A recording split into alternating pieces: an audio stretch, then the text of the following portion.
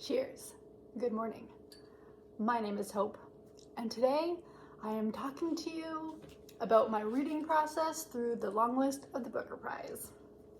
I have actually managed to read, DNF, get a hold of in some capacity just about every book on this list, which is a little bit of a feat only because I live in the States right now, and there are quite a large handful of these books that are not yet available in the States, but I'm very fortunate and have access to several of these books through electronic ARCs. And so I have thoughts on 95% of this list, and we're going to talk about it. Now, I attempted to do this as a vlog style, and I might insert a couple of clips, but I failed miserably at that challenge to myself. And this is just going to be a sit-down video where we talk about the list because I did not create enough content. I forgot the whole gambit of excuses out there for being terrible at vlogging. I have them. You also know, if you've been here for any length of time, that my relationship with the Booker Prize can best be described as frenemy. We'll see how I feel after we've talked about the books, whether or not that is still true or how I'm feeling about the prize. But I will be honest, I went into this prize with a lot of trepidation because I have struggled with the books nominated for this list for the last couple of years, and I wasn't expecting it to change this year. Let's just talk about what happened, and we will see how I'm feeling as I come to the end of this. What I thought would be interesting to do would be to look at the way I am going to rank the list and see kind of what the average ratings are for these books, because I'm just curious as to where I stand with the average reader and how they're feeling. I'm just curious to know where my feelings lie in compared to others. So, let us get started. First of all, we will talk about the book that I DNF'd, and it is unfortunately the largest book on the list, The Loneliness of Sonia and Sunny. I started to read this. I think I got about 100 pages in, and I wasn't having a good time with it. I was bored. I didn't like the characters. I didn't find them engaging. And my thought process through this was at almost 700 pages. I've given you 100 pages. If I'm still not gripped, I am not the type of reader that is willing to put in 400 pages of a boring experience only to have the last little bit be interesting. And that's possible where this book goes. This book could be fantastic if you wait it out. But at this size, I as a reader don't want to put that time in, and I don't think I need to. I don't think I should have to. So I unfortunately have DNF'd this book. Will I ever go back to it? I don't know. Maybe. It's on my shelves right now. It's possible. But as of right now, this book is not for me, and I'm very curious to know how other readers are feeling about it. Now, the thing about this book is it is actually not yet released. It comes out next week, comes out on the 23rd.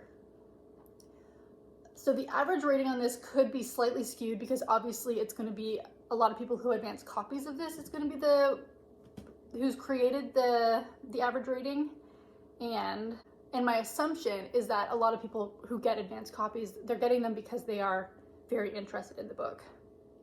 It has an average rating of 4.26.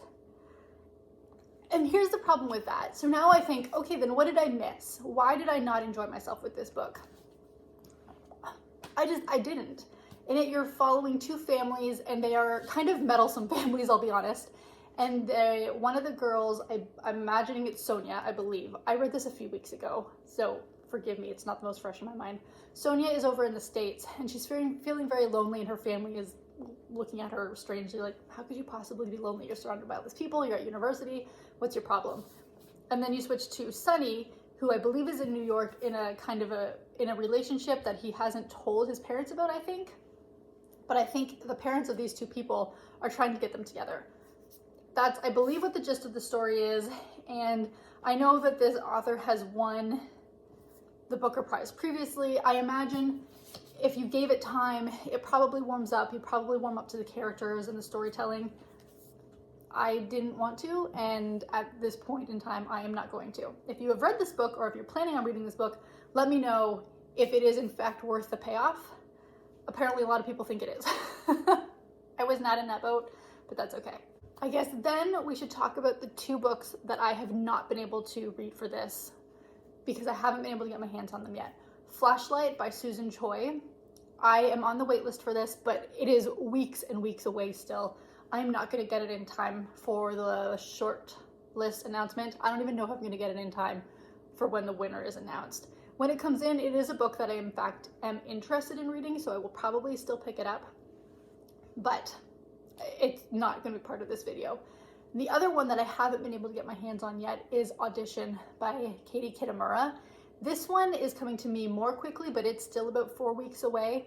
And I probably mentioned this in the previous video I did on the Booker. I have tried to read this book before and I DNF'd it. Because it was nominated, I thought I would give it another chance.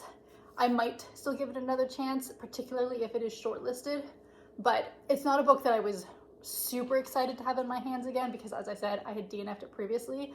I wasn't a fan of the storytelling. I think it's a little bit more, if I'm remembering correctly, a little bit more creative or experimental in the way the story is being told, and I don't think I gelled with that very well. I know that there are some people that are really enjoying the way the story is being told. For me, I don't remember it being particularly compelling, and I don't remember the characters being unique or like, I don't think they stood on their own 2 feet very well is what I remember from it. However, as I said, it's a book that I could potentially give a second shot to.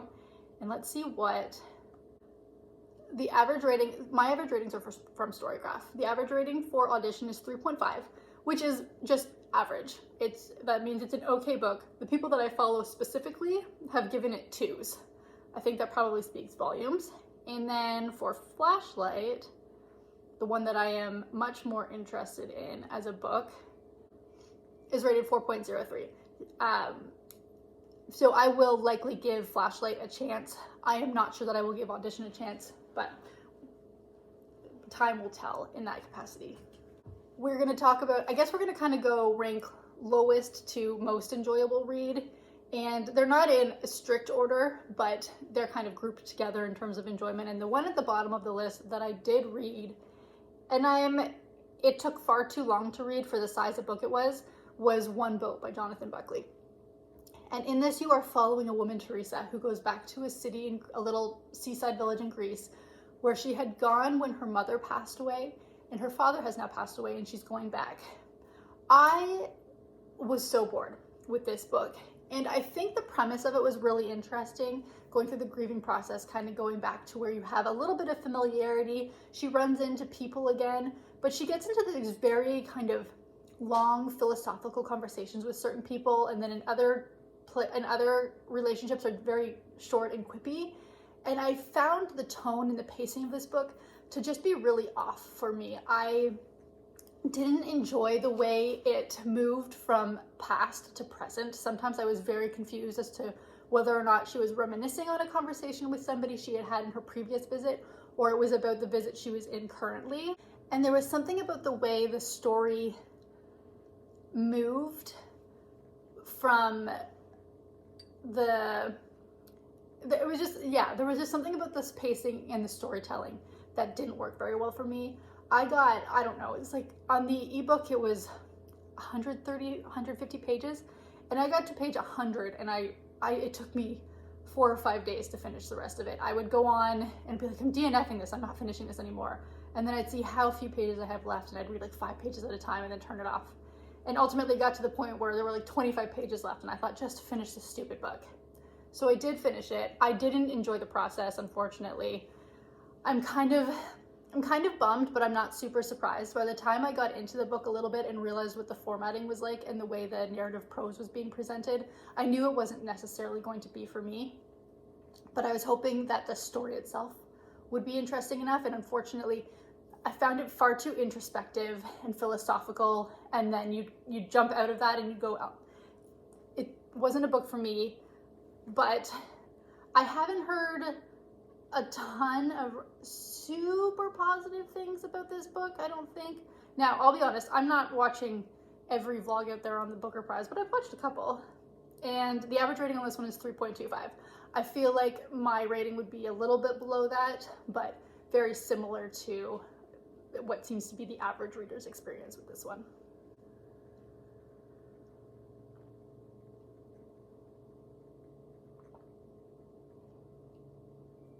I guess next let's talk about, which one do I talk about? We'll talk about The South by Tash Ah.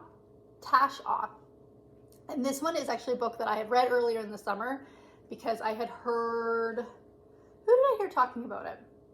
I'm not sure, I don't remember who. Somebody on BookTube was talking about it and it was available in my library, so I decided to give it a go. And you're following two boys as they come together in the summer. Apparently this is book one of a quartet. I will not be continuing on in this quartet, which I suppose tells you what I thought of this book. It wasn't a bad book. It was an aggressively fine book. And the relationship between the two boys I think was interesting. I think the different perspectives you got with mom and the dad and how the farm was really struggling and people moving to the city. I think that was all done well, but there was something that was lacking for me in the book. It was missing that spark that really wanted to hold you and grip you as a reader and really suck you into this world. I felt very distanced from the characters, and I'm not really sure what that was about because I had heard really good things about this book previously.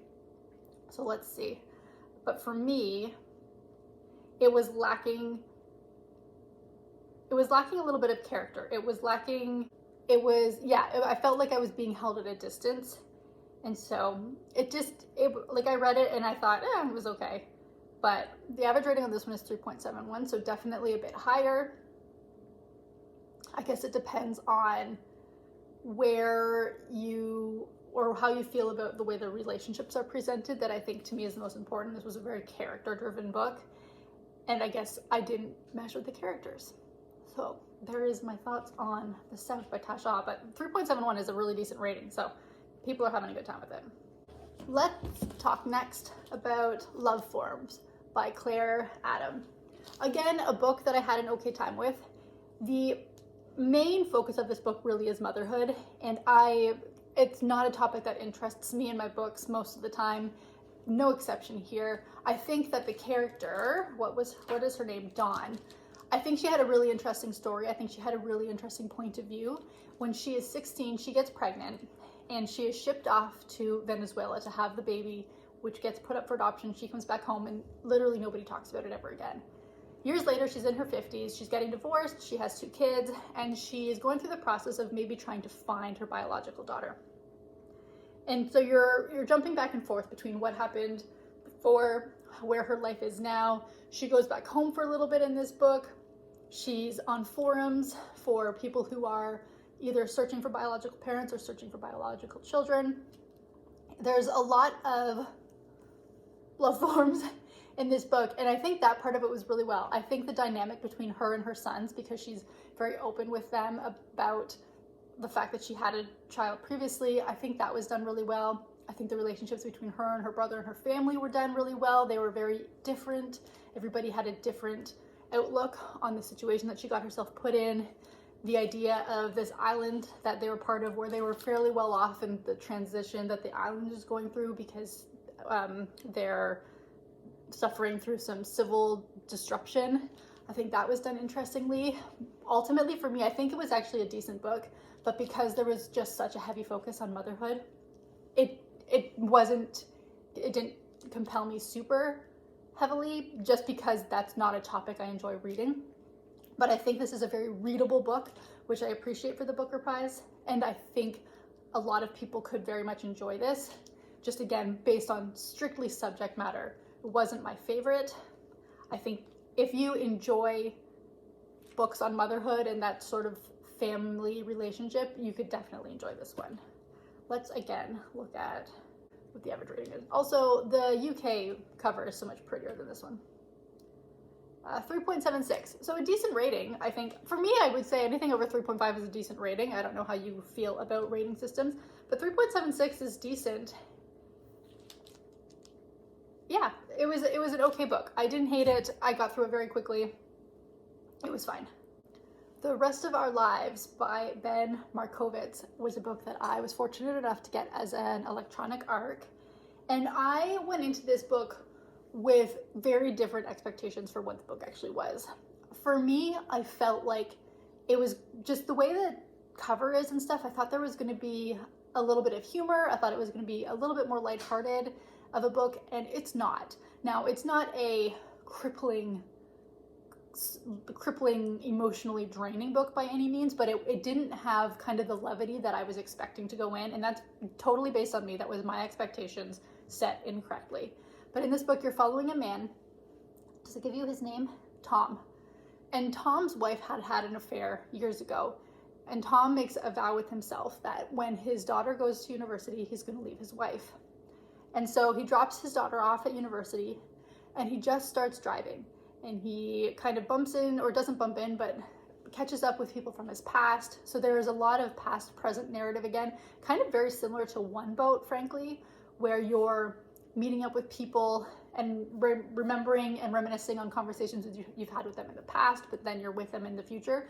I think the way the author wrote those breaks, I was able to keep track of where we were in the timeline a lot better than with One Boat.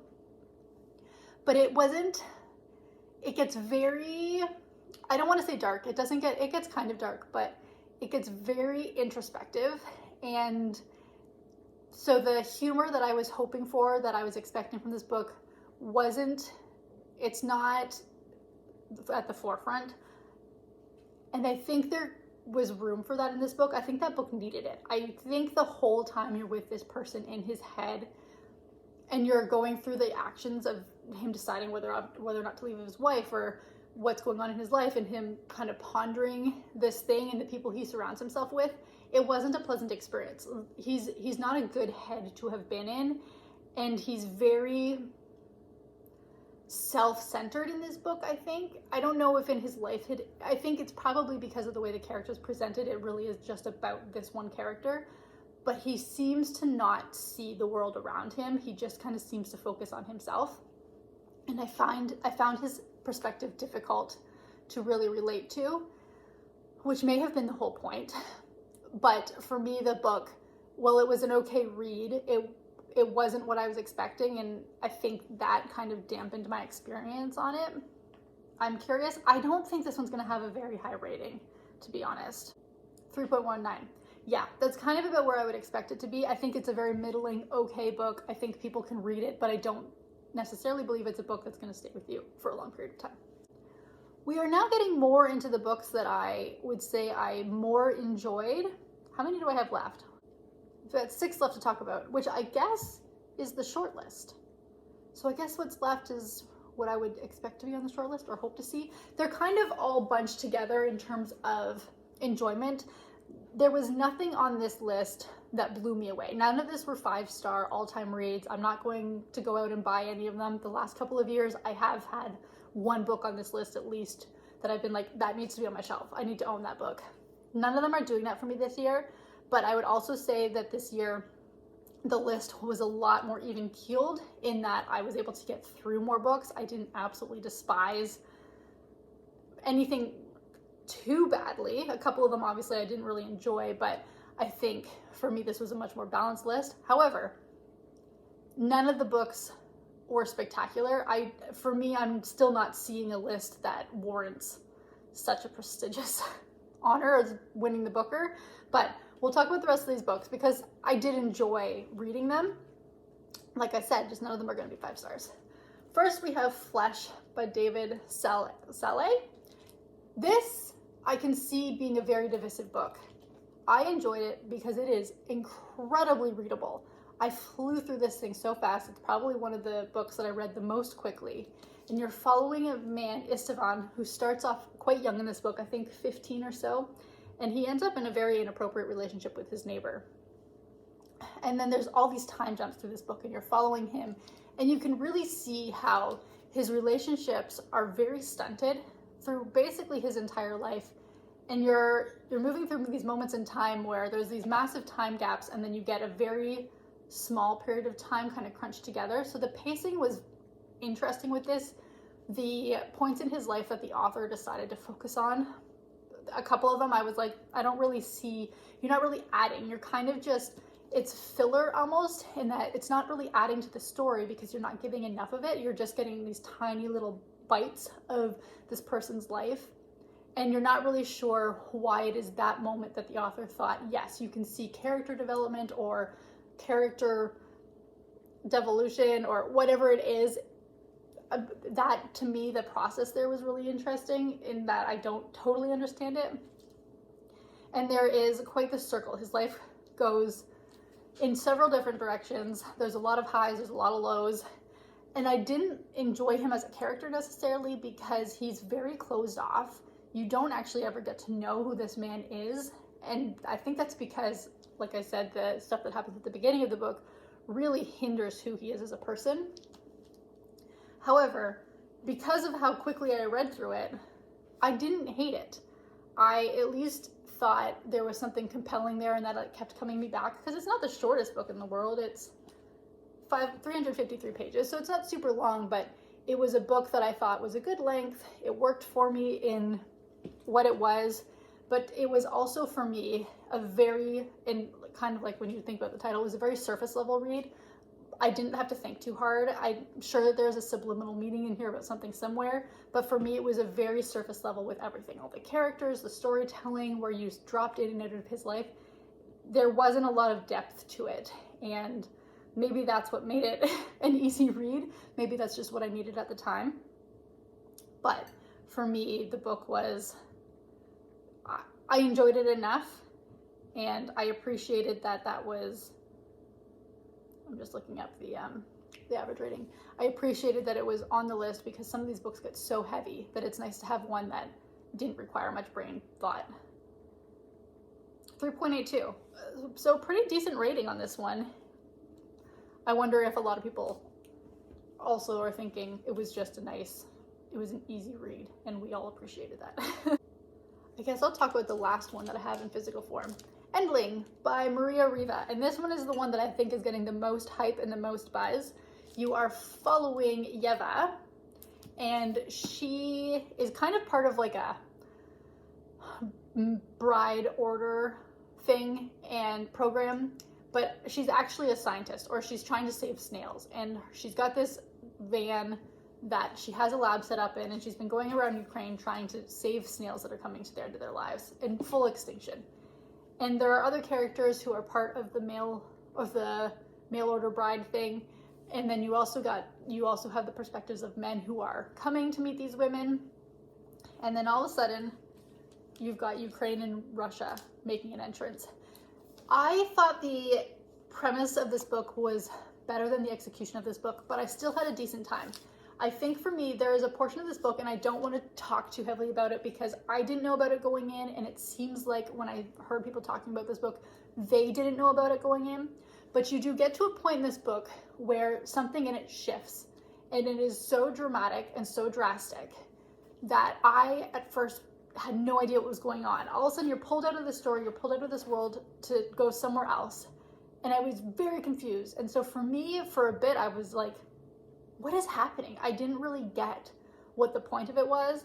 And then I looked more closely at it and I realized what was happening, and it added a really, really interesting perspective to the writing of this book. It gets very sort of meta. And I appreciated that once I understood what was happening.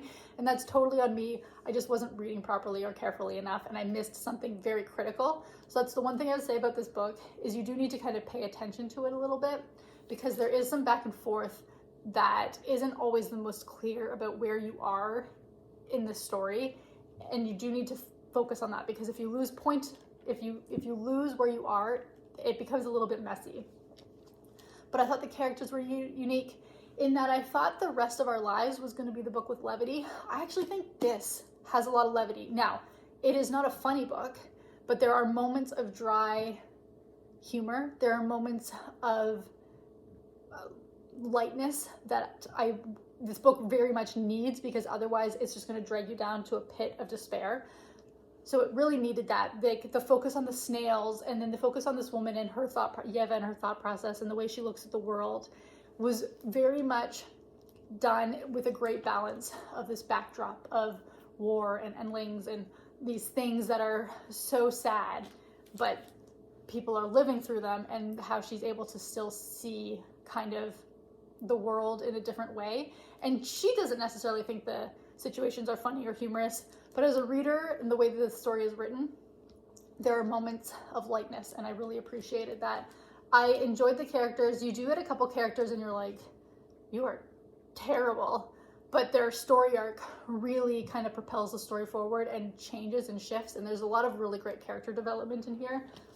A really well done book. I think this was probably, this was one of my more favorite books on the list. I would be very, very surprised if this didn't make the short list. And I think a lot of people are predicting this to be the winner, unless we get this one, which, because it's a previous winner, possibly. But really enjoyed this one, and I would be very surprised if the rating on this was below 4. Let's find out. 4.18. Yeah, I'm not the only one. I think it's a good book, and if you are looking forward to reading it, you don't have anything to worry about. We also had Misinterpretation by Lydia Shoka, I believe is who this was by. This was another book that at the beginning I was really interested in, and by the end it kind of had died off for me. You are following a woman. Her name is, actually, I don't think you ever get her name. Yeah, I think she's the nameless to the whole thing, and she is an interpreter, and she meets this man and goes to the dentist with him to do some interpretation, but then he asks her to continue to interpret for him. And her husband, the interpreter's husband, is kind of reluctant to support this decision because he thinks she's too close to the situation. And as you go through the book, you realize that there are definitely some lines being blurred with her as an interpreter and her clients, and where it's possible that this is not the most healthy decision for her. I found for me the most compelling thing to be when she goes back home. For so many books, it's about the character reminiscing on having left the country that they were born in, and in this one, she goes back to it. And kind of what that does to her and her feeling of self and self-worth and value and the way she's living her life, I appreciated that because it's just a little bit different from what you typically get in a book. I think the writing was done really well in this book. For me, though, there was something about the way the story was told that kept you entertained, but also just unsure of where to go with your belief system, because she's a little bit unreliable. What she's saying and what she's believing and what the people around her are saying and believing don't always align, and that's kind of, there's a bit of tension there. And so you're thinking, I shouldn't like the husband because of the way she's presenting the husband, but also at the same time you're like, but is there value, like is there truth in what the husband is saying or the people around her and her friends are saying? I think the way relationships were written in this book was really good. It was just an interesting book. I think the premise was interesting. I think it was unique. I've never quite read anything like it before. There was no experimenting in the prose or anything like that. Like, it was a very straightforward written book, but there's something about the way the story was told that I think was done uniquely. And like I said, I started off really enjoying this book. It just kind of petered out for me in the end. And Misinterpretation has an average rating of 3.51. Interesting. I think, where would my rating be? Possibly a little above that. For me, 3.5, I've said this previously in this video, 3.5 is not a bad rating, I don't think. I think it means it was a decent book, you had a good time, it just wasn't life-changing. And that's kind of where I stand. So 3.5 is probably about right. I would maybe go bump it up for me just a tiny little bit because, like I said, the beginning of the book I quite enjoyed. Another thing is that apparently this book is kind of marketed as thriller, and that's not, I wouldn't accurately say that's an accurate representation of the book. I would say there are components where there's a story, part of the story that has the components of a thriller, but I wouldn't say it's written as a thriller. However, I'm not the one on the marketing team. Seascraper. Who wrote Seascraper? Seascraper by Benjamin Wood.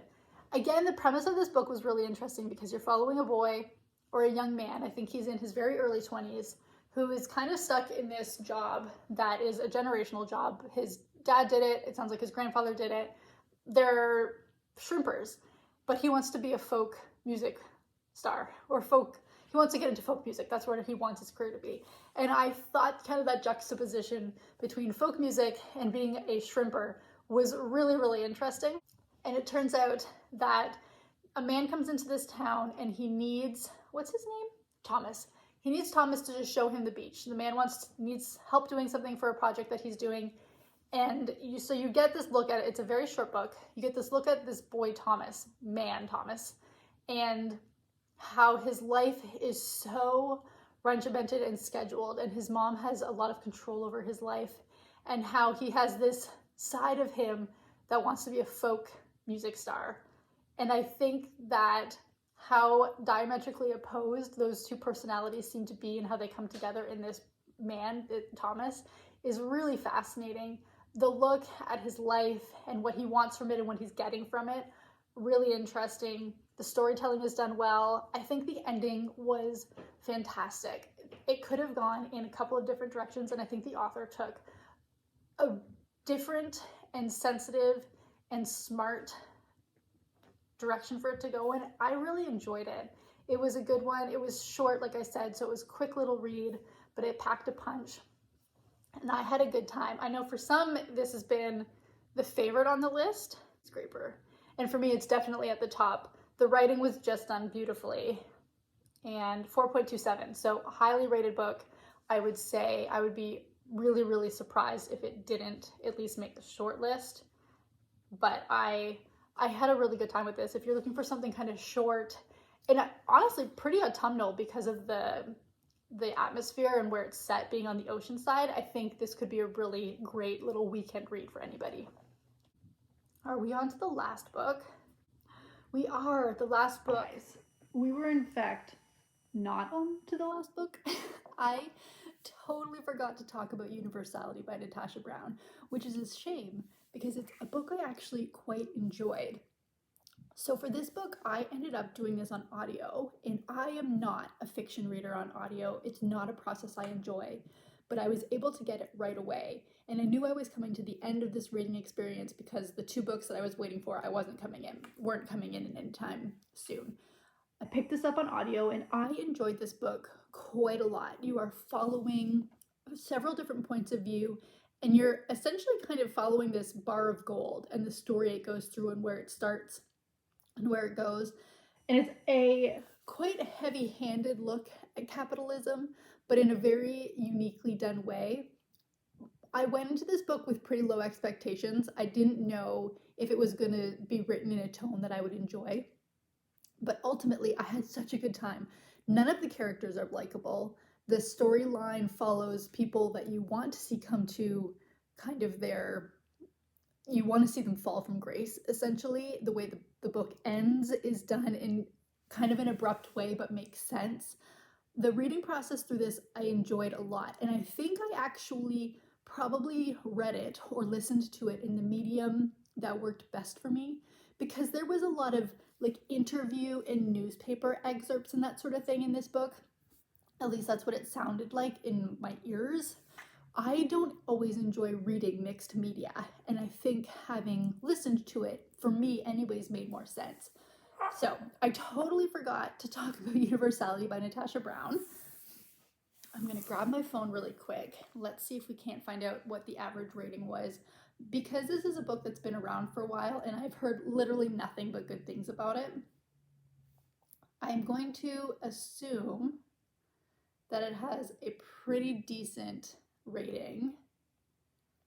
3.47. Oh, that's actually lower than I thought. I thought it would be in the higher threes or into the fours.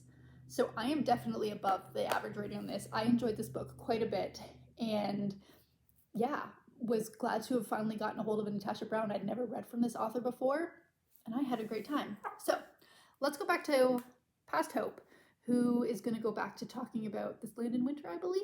But look at this mug. It's my happy head mug. Oh, just brings me so much joy in the morning. Anyways, bye. The Land in Winter, written by Andrew Miller. So the quote on this one is a masterful page-turning examination of the minutiae of life and a dazzling chronicle of the human heart. And this book takes place in the 60s, early 60s, and you're following two couples through a winter, a really brutal winter where people are wondering, where are we going to get food? Where are we going to get heat? How is this going? And you've got these two neighbors. One of them is a doctor and his wife, they're fairly well off, and the other is a farmer. And the husband actually comes from good money, but isn't going into the family business. So there's that whole dynamic there, and then the dynamic between the two couples, and then there are some periphery characters as well that play very critical components, but you don't necessarily get their point of view. And you're following these two couples. Both the women are pregnant as they go through this winter. I really enjoyed this. It is a slow-moving book. It is a character book. Those are not things that I am normally the most drawn to, although I've enjoyed them in the past. But for me, there was something about the way the atmosphere of this book was written, paired along with the storylines and the stories of these characters, done so freaking well. I think the writing was absolutely spectacular. This was possibly my favorite book on this list, actually. I think it was this one. If I had it on my shelves, I wouldn't be upset. I'm not going to go out of my way to buy it, but I had a really, really good time with this one.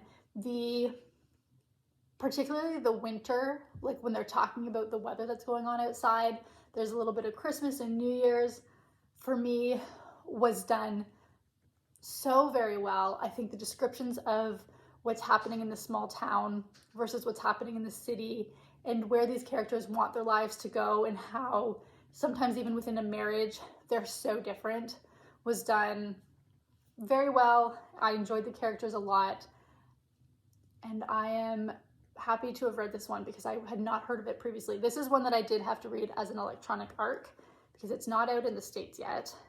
Let's see what its rating is. 3.88. Oh, so it's actually pretty low. My rating would be higher than the average rating at this point.